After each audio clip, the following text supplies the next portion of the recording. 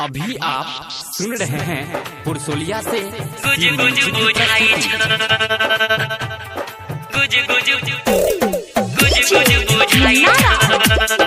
अभी आप सुन रहे हैं पुरसोलिया से सी म्यूजिक की प्रस्तुति। गुज गुज बुझाई केला कौ के गयू बॉडी गुज गुज बुझाई छ। केला कौ के गयूज केला कौ के गयूज बॉडी गुज गुज बुझाई छ। चोली के चीज पूरा लुज लुज बुझाई छ। केला कौ के गयूज बॉडी गुज गुज बुझाई छ।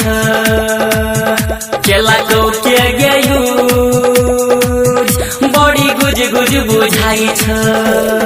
गुज गुज बुझाई गुज गुज गुज गुज गुज गुज बुझाई।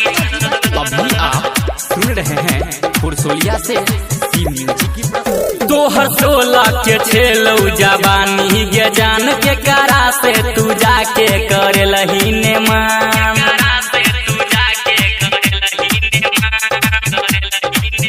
तोहर 16 के छेलौ जवानी गे जान के करा से तू जाके कर लही ने मन। के ला जवानी के बेकार खाक छौड़ा भेलो फरार पूछतौ नहीं गे तोरा की और रही जेबे गे तू कुमार। पूरा जवानी तो ऊपर भागई छ। केला कौ के गयूज बॉडी गुज गुज बुझाई छ। केला कौ के गयूज बॉडी गुज गुज बुझाई छ। गुज गुज बुझाई गुज गुज गुज गुज गुज गुज बुझाई गुज गुज बुझाई। पहिले छेलौ जवानी गे कनी फूलल या बुला गई छौ देखै में घुलल घुलल।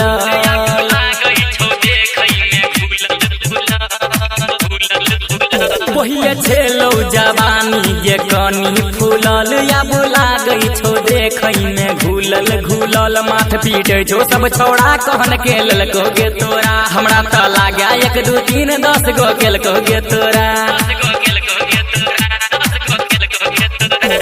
राइटर राजा अंकित पूछै छ। केला कौ के गयूज बॉडी गुज गुज लागै छ। केला कौ के गयूज बॉडी गुज गुज लागै छ।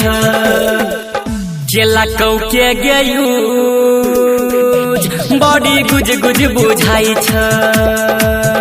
केला कौ के गयूज केला कौ के गयूज बॉडी गुज गुज बुझाई छ। चोली के चीज पूरा लुज लुज बुझाई छ। केला कौ के गयूज बॉडी गुज गुज बुझाई छ। केला कौ के गयूज बॉडी गुज गुज बुझाई छ।